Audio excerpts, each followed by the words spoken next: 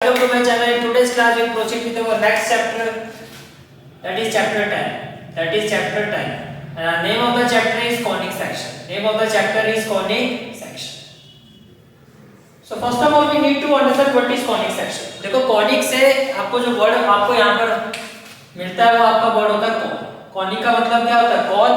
और section का मतलब part of something which can be divided. Part of something यानी कि यहाँ पर किसके part की बात करें? cone की.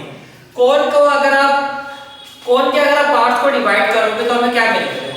जैसे कि ये आपकी फिगर है, अगर मैं इस कोन को पैरेलल से कट कर देता हूं, पैरेलल टू द बेस अगर मैं इसको कट करता हूं like this, what we will have circle. तो फर्स्ट फिगर जो हमें मिलेगी यहां से वो क्या मिलेगी? सर्कल.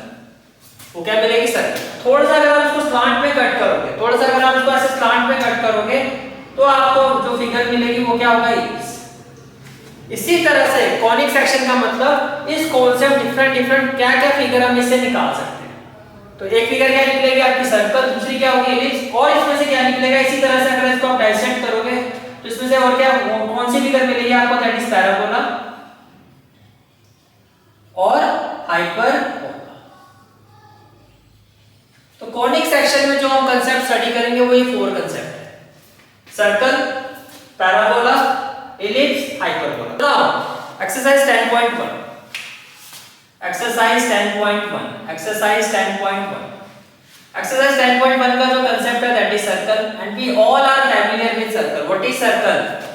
See, ये जो भी मैं points, ये जितने भी points हैं, इन सभी points का जो fixed points है distance है, इन सभी points का जो fixed points है जो distance है वो क्या है? same.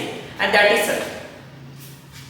जैसे कि अगर मैं इस पर A पॉइंट लेता हूं या कोई B पॉइंट लेता हूं तो जितना OA है उतना ही आपका OB होगा. इसको हम क्या कहते हैं? रेडियस कहते हैं. इसको क्या कहते हैं? रेडियस. ठीक है.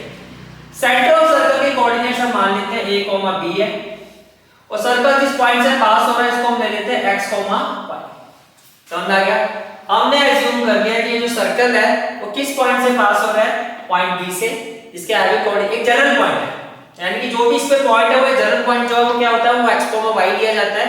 Apart from the centre of the coordinate है वो क्या हो गया आपका? A, B. अब अगर मैं आपसे पूछूं ये जो रेडियस है ये किसके इक्वल होगा? तो रेडियस का मतलब ये distance that is equal to OB. और OB हम कैसे फाइंड करेंगे? OB हम फाइंड करेंगे बाय डिस्टेंस फॉर्मूला. तो basically R will be equal to what? R will be equal to ये हो जाएगा आपका √x - a whole square plus y - b whole square plus y - b whole square. क्या इतनी बात समझ में आ रही है आपको? ठीक है. तो ये आपके पास किसकी वैल्यू आ गई? आपका रेडियस की वैल्यू आ गई. ठीक है.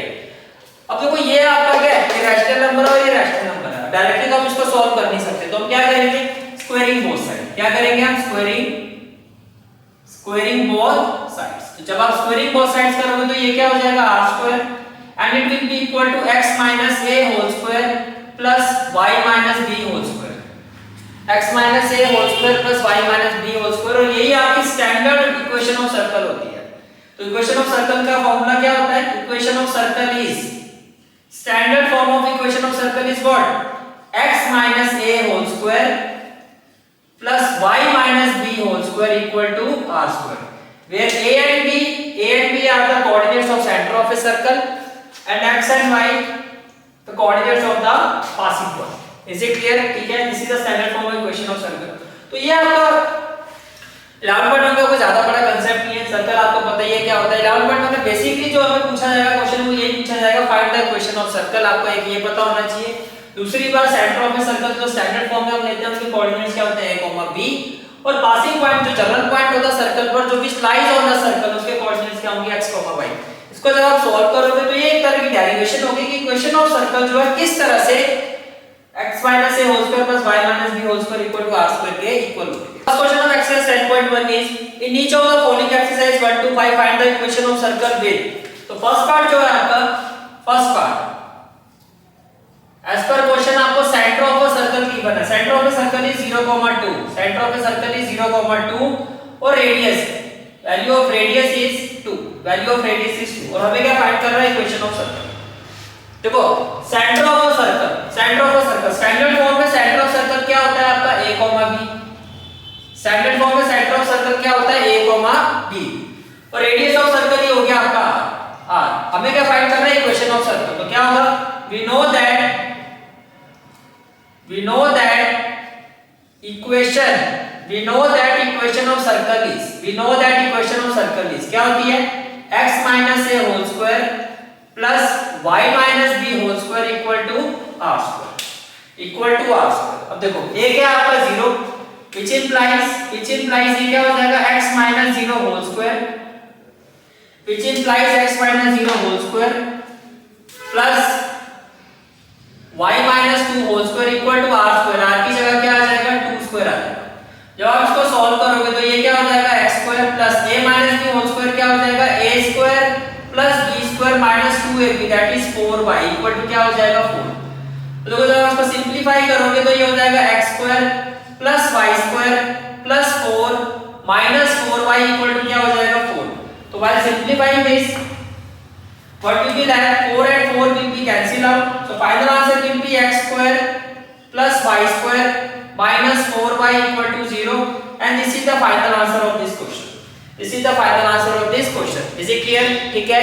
For today's class, I hope you like this class, and if you like this class then do like, share and subscribe my channel and don't forget to press the bell icon। press करने से क्या होगा, जो भी मैं lecture upload करूंगा you will get the notification of that lecture। Thanks for watching this video.